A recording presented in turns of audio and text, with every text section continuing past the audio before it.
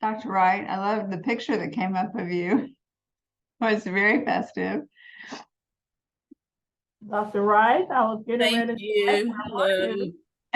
I saw that glamour shot. I know, it was totally a glamour shot. Just a little Christmas party. How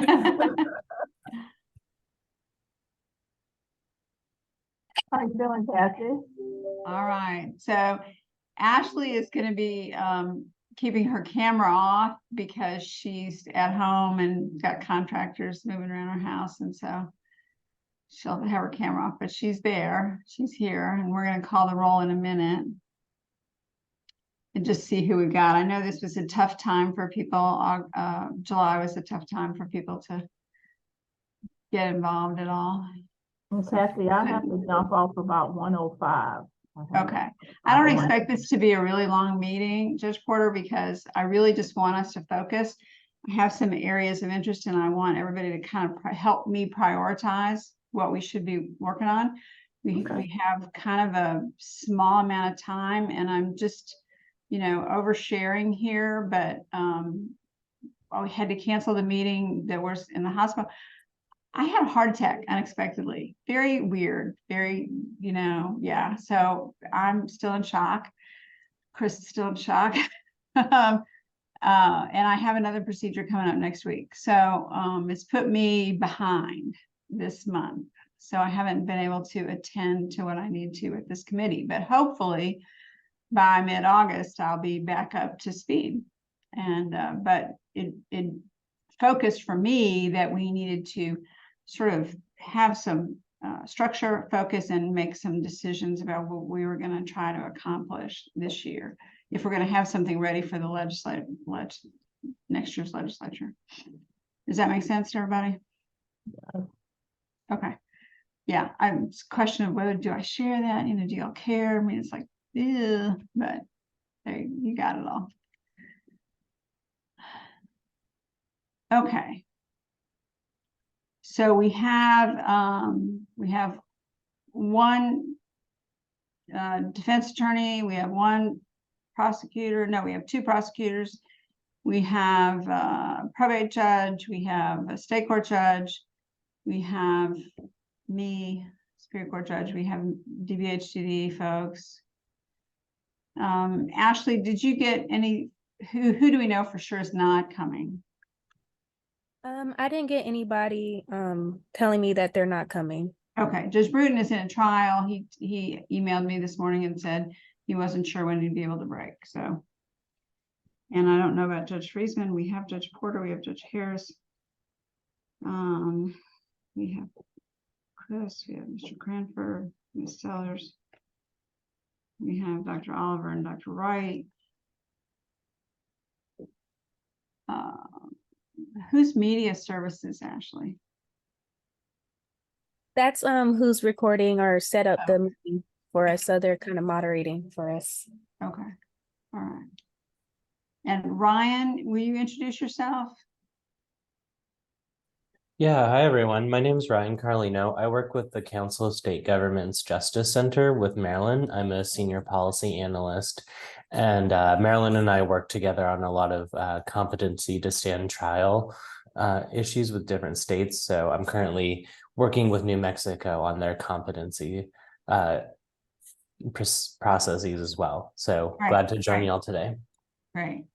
I will tell y'all that between last meeting and this meeting, Hallie sent me a massive amount of reading to do, which I did skim a lot of, not all of it, but that helped me to formulate some of our categories. And then I did talk to Marilyn and Amy, and I can't remember, and Hallie, I think, back in June about some of our ideas and where we should head. So they were very helpful. All right, so what I'd like to do then is just give you my thoughts about categories, and then you tell me what seems important to you, what doesn't, what we should be focusing on. So there's the whole issue of the evaluation process. I categorize that as one topic. There's the restoration process, which is a separate issue. There's AOT, and Judge Harris, you jump in on this since I think I don't see the other probate judge either. There's the AOT and probate court issues and how they might interact with Superior Court in Georgia or not. There's the issue of what to do about intellectual disabilities cases, and that I had asked Dr. Wright and Dr. Oliver for some information, and I don't have it at my fingertips, about how many of the cases that are evaluations involve people with intellectual disabilities, which clearly cannot be restored. And so what do we do with those folks? Everybody's got a story about that. We all do. They're very difficult, I know, but how big of an issue is it in Georgia is something that I think we might need to know. And then there's the issue of, do we treat misdemeanors differently than we treat felonies? And that is both for the evaluation process and the restoration process. The other thing that I found interesting in some of the other states was this idea that during the evaluation process, judges jump in and get involved early on to try to narrow the cases that end up having to be evaluated. Because there's no real narrow, I'm not going to insult an attorney, I know that's on here if I say some attorneys might just sort of file one of these without a lot of good reason, and you don't have to put any in the form that we require in Georgia. You just have to kind of say, I can't really talk to them or whatever. If there were a brief hearing in which a judge were involved and there were some back and forth between the attorneys, maybe some of the issues probably might go away before DBHCD has to get involved. So I think that's happening in some other states. Maybe Judge Friesman, hello. Is that accurate? That's happening in some other states. They're looking at that issue as a possible way to narrow that number. Marilyn, do you know? Yes, I'm so sorry. The issue of misdemeanors versus felonies and prioritizing felonies. Well, and judges getting involved early on in the process before the paperwork is sent to DBHCD even, to see if those actually do need an evaluation. Yes, there are some states who are toying around with the best ways to do that. Yeah. I don't know, Ryan, if New Mexico, or I'm thinking about Kentucky, I feel like was toying around with that as well. But certainly, when you look at the data, there's always like a large number of folks who are referred for evaluation who are not actually incompetent. And so trying to figure out how to streamline that process is at the top of the pile in a lot of cases. Okay. So we could certainly send you some examples. I'll kick it to Ryan. I'm not sure if they were looking at that in New Mexico. Yeah, that is something New Mexico wants to do, is to have diversion happen judge initiated before any type of competency issue is even raised. So yeah, to like really do it early before the whole process even begins. That's what New Mexico wants to do. Okay, well, so we got an example out there that we can look to. All right, are there any other big issues that just, that I missed that y'all think, wow, that should be and Judge Friesman, I think you missed my categories. But I'm sorry, I was trying to figure out how to sign on Zoom. We use WebEx here, and my apologies. It's all right. It's all right. I'm going to recap. So evaluation process is one, maybe some judicial narrowing of it initially. Restoration is another. The assisted outpatient treatment / probate court issues is another. And then the idea of intellectual disabilities, what do we do with those folks, and how to split processes between misdemeanors and felonies. That's sort of where I was. You've nailed it, I think.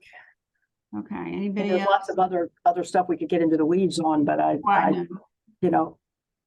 For big topics, and then we're going to try to brainstorm a little bit about where we think the priorities are and where we should go.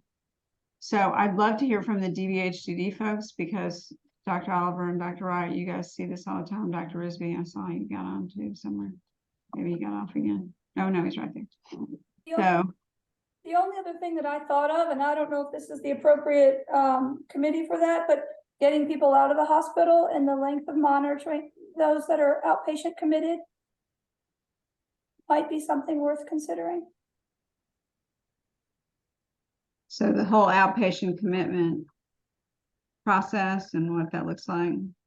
Yes. Yeah, I think that is an issue, but that may not be we may not be as on fire there. So, but I think maybe we can include it in the issues that need to be addressed. I haven't talked to Commissioner Tanner about, I mean, I know he wants something for this legislative session. I don't know if this committee will then continue on, this subcommittee will continue on to talk about things. I mean, seems like a lot to do in 6 months, but.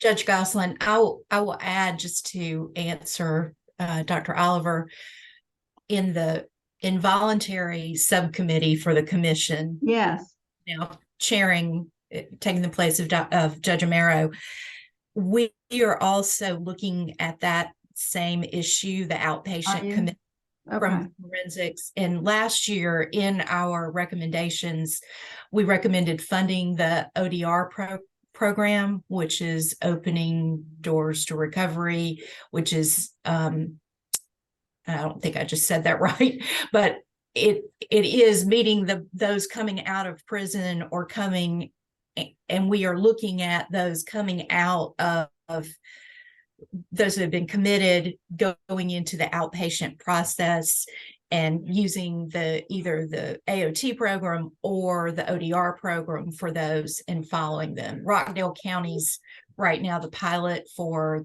the ODR program, but we are looking at that as well. So that's one of our priorities. good. Well, it sounds like maybe that committee's handling that.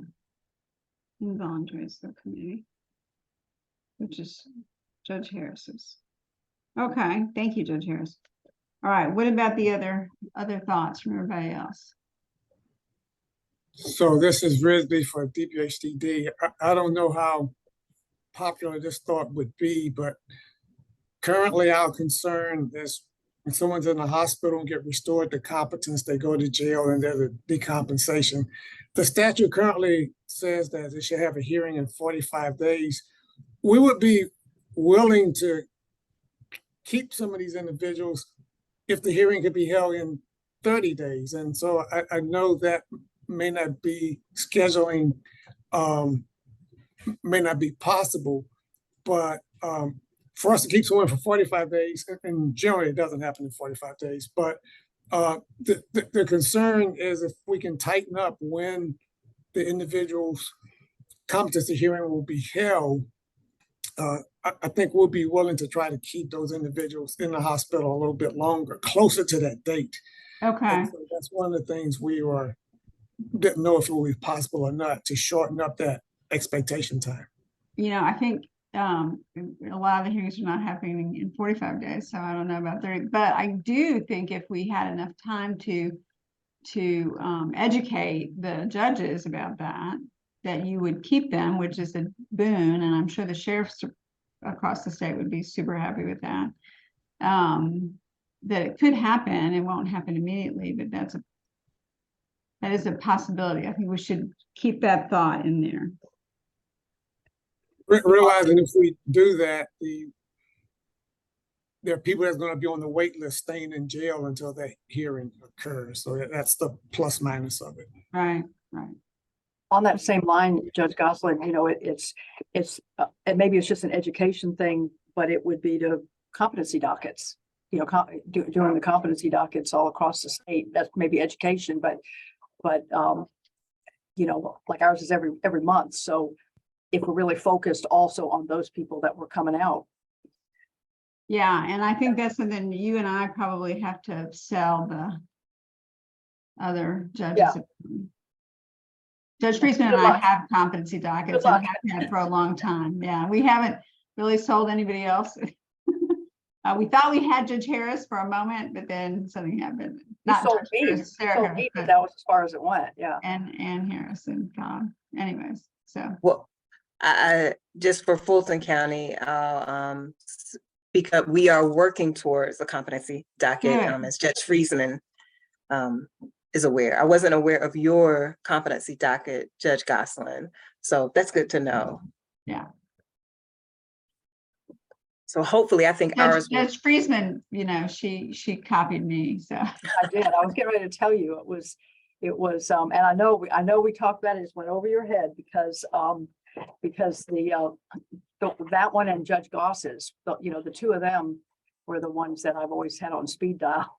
Well, I copied Judge Goss. He was the first. So, And Oh, I copied you. but then it sort of ended with us. But I'm hopeful. I mean, I think especially for big areas, it's really helpful.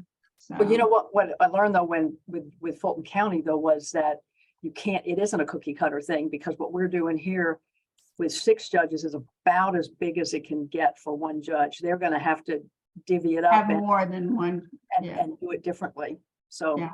And then we have a separate competency docket for our state court. So our state court has a competency docket as well with one judge. So. now I will say that there is a competency docket for state court. That's Okay. my understanding, I Okay. believe. Good. Well, Judge Porter and Judge Bruton can be our inroads there. All right, so that was a specific thing that Judge Risby, we can fit that into one of these big topics, I think. Any big topics that were missed? I don't hear any. Now, what does everybody think about the priority? And let me ask Dr. Risby and Dr. Wright and Dr. Oliver again.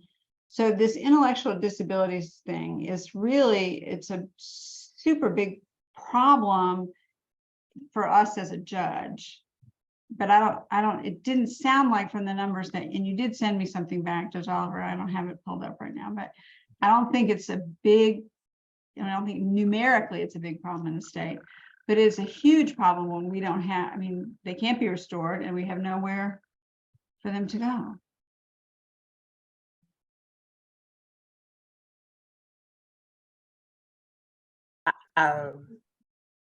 Go ahead. Ms. Sellers. I will agree that it's a problem. There are a couple of cases that stick out in my mind where intellectual disability, I'm not sure if that is also encompassing folks who may have dementia. Is that considered a disorder of the brain that can't be, where they can't be civilly committed, and they, so but they're not competent. So it's like there's no court oversight.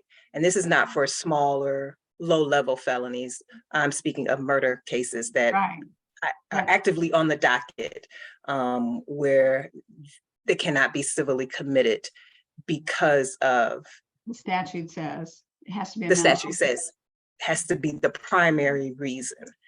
And are there, this is a good question for Ryan and Maryland, are there any other states that are toying with changing the definition to allow folks that have other, like, intellectual disabilities or whatever the big category is, Maryland? It's such a good question and such a doozy. It's like, I mean, I hear this consistently from folks that it's an ongoing challenge, and I feel like a lot of people are stumped. I have not, and Hallie may know better. She's really our competency expert, and so we can certainly ask her. I don't know of any states offhand that have changed statute to make it possible. But I do know it's an ongoing problem. So my hunch is there's someone out there who's found some sort of solution that worked, and we can certainly poke around and see what we can find. I don't know, Ryan, if you have anything to add there. The one that I always think about is Texas. Texas has some civil commitment statutory language and policies for folks with intellectual and developmental disabilities. I'll put it in the chat. This is their competency statute. So they do have specific rules for dealing with those kind of cases. Just a question, Marilyn or Ryan. Do you know, or could we find out if any of the states are using their state guardianship process, civil process? We've used that. I've helped a couple of Superior Court judges in obtaining guardianship. So then the state has that person. Here in Georgia, they probably don't qualify because they're not they're not at risk, so the state would not get involved. So there's not a mechanism to get them a guardian. But once they had one, then it would fall back on that person to try to find a placement or work with the court on a solution. Anybody know anything about that in other states? I Yeah. don't, Ryan. Okay. Okay. Well, that's We can something to poke think around. about. Judge Harris, yeah. I'm adding it to my list, so we'll poke around and let you know if what we find. Okay. Judge Oliver, can you tell us how much of a problem this is in Georgia? Oh, you talking to me? You said judge, so then I didn't know. I'm sorry, you just came up because your name is Jay. Just want to make sure I wasn't. Dr. Oliver, can you tell us? I was looking for my notes first because I thought that I saw that there were some states that removed traumatic brain injury and dementia from the list of diagnoses where someone could be found incompetent, but I can't find what states they are currently. But I did pull up the email that I sent you in response to your question about intellectual disability. We have 44 people currently in the community who have a now comp waiver, so they qualify for that extra funding and they are monitored by us.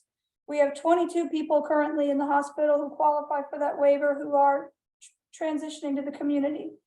The issue is that a lot of people who are low functioning cognitively in the hospital may not qualify for the waiver, and that's our only real way of tracking it. So we didn't have a good way of counting that number for you to share that. So we're looking at different ways that we can actually capture the number of folks. But it is a problem from my perspective, because those people sit there in the hospital. We know that they're not going to make gains to be competent, but they stay a very, very long time. And the process to get them out to the community takes a very long time. And then if they are monitored by us and they commit another crime or they decompensate in a way, a lot of them say threatening language or whatever. And then now that they don't want them in the community any longer, and the only option, because they're under that outpatient commitment, is back to the hospital where they wait. So if we could find a different way to treat those people, I think it would help the whole process through the hospital system. But I'm not aware what other states are doing on that. That seems to me like a sort of a subset that's crucial, but maybe not hair on fire.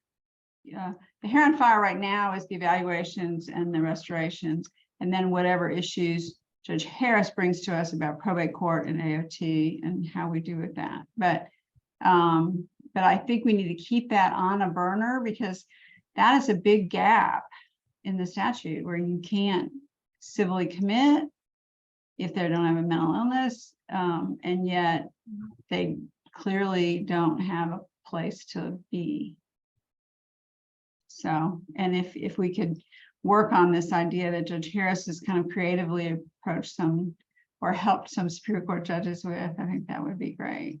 So, Judge, if I may, just to emphasize that, I think all the DAs in the state are really interested in that issue being addressed. okay. I don't know that there's a lot of cases, but I've had cases. I've talked to other DAs that have. I mean, somebody intellectually disabled that rapes or does an aggravated molestation, and we can't tell anybody in the community or the victim, we're going to be able to do anything about it.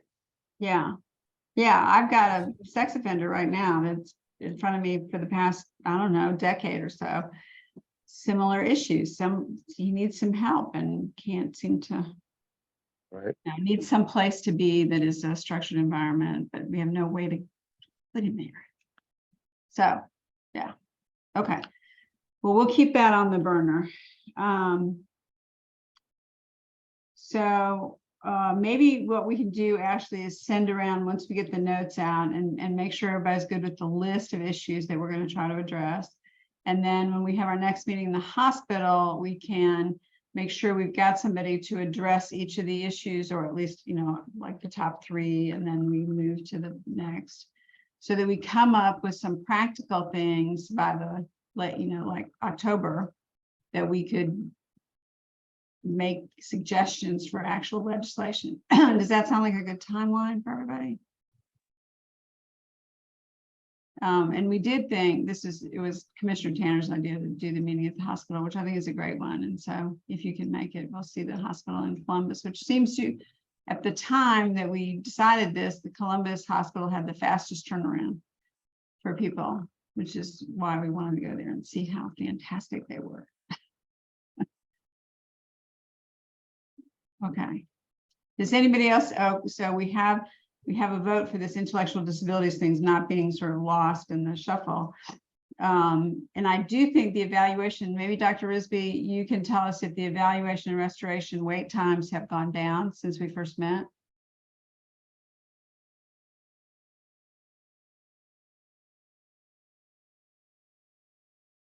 Sorry, I had to find the right button for it. Okay. So, we've seen a early trend downward in the number of people waiting on their pretrial evaluations because of a couple of initiatives that really got started maybe in May. And so we think the little blip downward that we saw last month is the beginning of a trend. So we're working on that, and we think that trend is going to continue. As far as the wait list for getting into the hospital, not a lot of success with that yet because the number of orders we get each month exceeds the number of discharges we have each month. So we do have the jail-based restoration program at Cobb County. We just got a report from them yesterday. They've been operating for, I guess, like 4 months now. In that 4-month period of time, we've had 12 people evaluated, 10 have been found competent. So 10 in 4 months, not great, but we've got just 10 people off the wait list and they'll be moving on.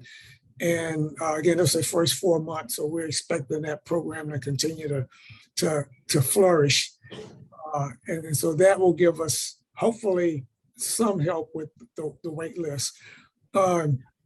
Disappointing news about our other jail-based restoration program that we were hoping to start in Gwinnett, a 20-bed program that we thought would get started in August, no later than September. Apparently, I was told yesterday by the vendor that the sheriff department says they don't have enough deputies to support the program. So we're trying to regroup on that, where before we completely lose the money, we're going to see if there's another jail that can do it. I plan on reaching out to Gwinnett County myself to speak to my contacts there to see if there's any way that we can salvage this. But that was a little bit disappointing. I was hoping to have another program that can take people off the wait list. So that's where we are. No good news on the wait list. We're still swimming upstream, primarily because we're getting more orders than we're getting discharges. And I don't know if Dr. Wright or Dr. Oliver has any more commentary. Just in relation to the initiatives that you mentioned and the slight downward trend we may be seeing, we are continuing to bring additional contractors on board to help with that effort. So hopefully it does continue, as Dr. Risby stated. We are not at full capacity of the contractors we plan to have. So hopefully more good news will come. I am interested. Oh, sorry, Dr. Risby. I'm sorry. I was going to ask Dr. Wright if she remember off the top of her head the number of people. I think we have like 800 individuals waiting for their initial evaluation, and just about all of them are in jails, and maybe 200 juveniles. As of July 1, there are pending juveniles about, I'm sorry, these numbers look off. 1,200 adults and 280 juveniles. Okay. And generally, most people on the adult side tend to be in jail. I am curious also about this issue of whether we would explore the idea of judicial intervention early in order to cut down on the number of evaluations. And I'm interested in, especially because we have our defense attorneys and our prosecutors. What do y'all think? Is that something that you could work with or think is maybe something that might be worth exploring? If I could jump in and start, I know y'all want to be able to see my face, but I'm down at our summer conference, so We don't want to see your face. I'm not sharing. Yeah, I'm unshaven and et cetera. But from my perspective, I think that's the most impactful thing that legislation could accomplish is empowering judges to, I mean, if there had to be some prima facie case made or shown, and for example, we're prosecuting a teacher for molestation. She's been in jail for 2 years. 14 days before the trial week, all of a sudden there's a competency, request, and the judge can't really question it. We can't really formally question it. And this is a person that was a teacher, and so, in that case, I suspect it's for delay. I suspect that often, I hate to say, but if we could empower judges to be able to scrutinize this, I mean, as we said, like 70% of evals come back competent. I mean, I think that basically cures most of this problem. So You're in I'd favor. like that to be. I'd like that. Okay, so that's something that we would put on the top to get more information. So Marilyn, if you can help you and Ryan or Hallie, whoever, with other states that you said, I think New Mexico may be one that's looking at that to see what they've done so far, what they think about it, because developing the process would be, for the legislature. We want to make it straightforward and not complicated like the statute is now, possibly. Yeah, and that's different than diversion. Like we're talking about, whether they need to be actually evaluated. Right. I mean, that's what my thought is. Dr. Risby, you have your hand up. So Oh, sorry. Who else was about to talk? I was just gonna say, maybe in October, we'll have some data on this. But we have a separate initiative we're trying to do in Gwinnett County, separate from the jail-based restoration, with Dr. Karen Bailey, our former forensic director. She has identified as many as 20 or 30 people in the Gwinnett County jail that have been sitting there for close to a year with low-level offenses for various reasons. And her challenge is because really it's not competency is the issue with them, it's really treatment. Yes, yes. If she can coordinate with Viewpoint and the courts to just release them with some sort of release plan and then just move on with life without any further judicial involvement. I don't know how that's going to pan out. I wish I understood the structure a little bit more. I was just briefed on it last week. Dr. Oliver or Dr. Wright may know it better, but the whole intent was for those people who really just have misdemeanors, who once they got competent, they'll have time served anyway, to see what she can do to just get them released with a warm handoff to the community provider, because that's where we're struggling. And I think that Judge Porter and Judge Bruton can weigh in with this next time about misdemeanors, because I do see that is a real need in the misdemeanor avenue to just get people treatment and get them a discharge plan and hooked up with the right services, not that they sit in jail forever on a competency, waiting for a competency evaluation. So hopefully we can address that. I think that's really critical too. And Judge Porter was a part of those discussions. Oh, good. Previously with Dr. Bailey and what she is doing. Well, a lot of us know Karen. I'm gonna call her Karen as a friend, and so she's great. And we'll maybe we'll make sure she's at the next meeting. If she's not on a trip to Croatia or somewhere, she's the traveling person now, living her best life. Yes, yes. Okay, well, that's another issue. Anybody? How about defense attorneys? Did you guys have anything you wanted to say about this idea of judicial intervention early?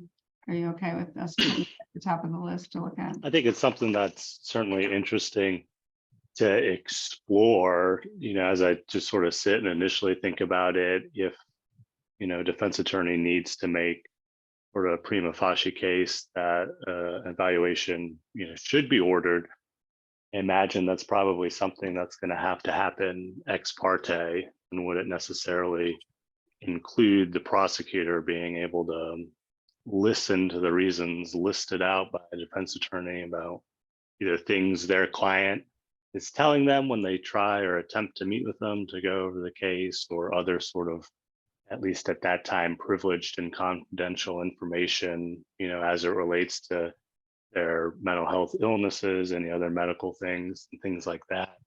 And I know, I think anytime a judge can bring, parties into court, it creates this, at least puts a little bit more pressure on them to maybe find common ground to resolve a lot of like the lower level cases, like a theft case or a terroristic threats.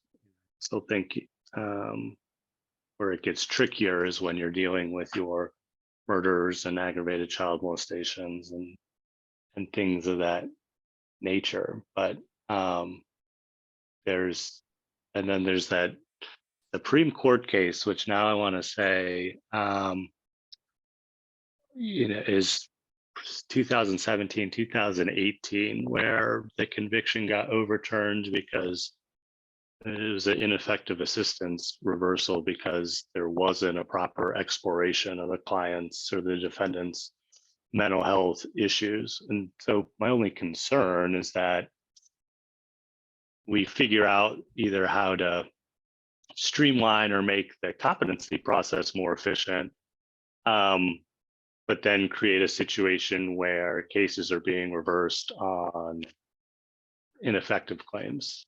And then, you're dealing with that years down the road and there's not finality in the resolution that everybody's looking for in the case. So those are just initial thoughts of concerns that I have, but I do think, judicial intervention and at least developing some forum where a defense attorney is doing something more than simply filling out or filing the motion could be helpful in maybe eliminating at least the request for evaluations on misdemeanors in your lower level felony cases.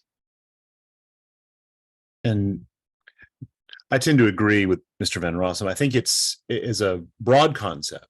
It's helpful anytime you can sort of open up the process and allow for engagement where now it's mechanical and it may not come up at the right time, or things may not be clear, or it may be a close call and you are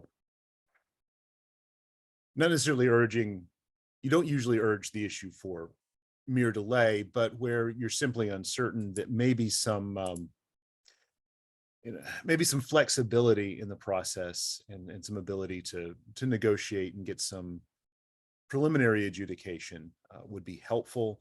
My concerns though are again that we are maybe if we're missing something that does delay finality, that there are ineffectiveness claims. But in addition, what you don't want to do, my fear is also overstepping, that we are possibly intruding on somebody's rights because we get overzealous on the front end. And also it is entirely possible that in the course of a representation that the basis for suspecting incompetency does not become apparent until defense counsel has spent some time. So I don't know if judicial intervention or early intervention is the only mechanism, but it's certainly worth exploring. And I think it's certainly worth exploring and figuring out what the nuances would need to be to make sure that it worked or had the capacity to work the way we'd want it to without right. Well, I think nobody wants to overstep, and looking at what New Mexico is looking at might be helpful in that regard. Maybe they've covered some of this.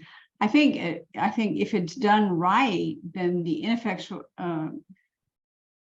assistance of counsel claim down the road would be eliminated by the judge having made this decision early, so the lawyer is not going to be the one that's messed up. Maybe the judge did, but then it becomes a claim for trial court error, which right, that's an appeal issue. So and I hear what you say about wanting maybe some ex parte avenue, and that could be something we could address. I do think, remember that we have like top level lawyers on this committee. Not everybody is a top level lawyer or judge for that matter. So sometimes I've found that there are lawyers that do this just for delay. I know we're being recorded, but that is still something that happens. Nobody here on this screen would ever do that, I know, but and if there's a way to, sort of address that, that would be helpful, I think. Well, I think we would be remiss if we didn't acknowledge that there's definitely an educational difference between people who are handling it on a much more frequent basis and people who just aren't for whatever reason. And so, some of the education that needs to happen might be also some additional education towards defense counsel, as a real part of a criminal lawyer's education, defense lawyer's education, what to look for. Well, and I've had very nuanced.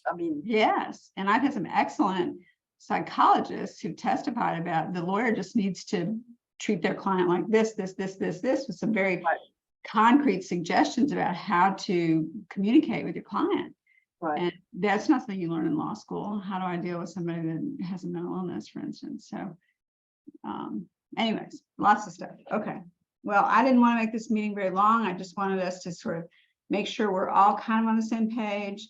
Ashley and I'll put together some minutes. I really want you to read them when you get them and make sure that you feel comfortable with the issues. And then when we set the next meeting in Columbus, we can bring in some people to talk about, or bring these people that are here in to address some of these particular issues that come up today. Does that sound good? Is everybody good with that? Okay. Thank you so much for participating, even from the beach, Mr. Cranford. All right, we'll get off.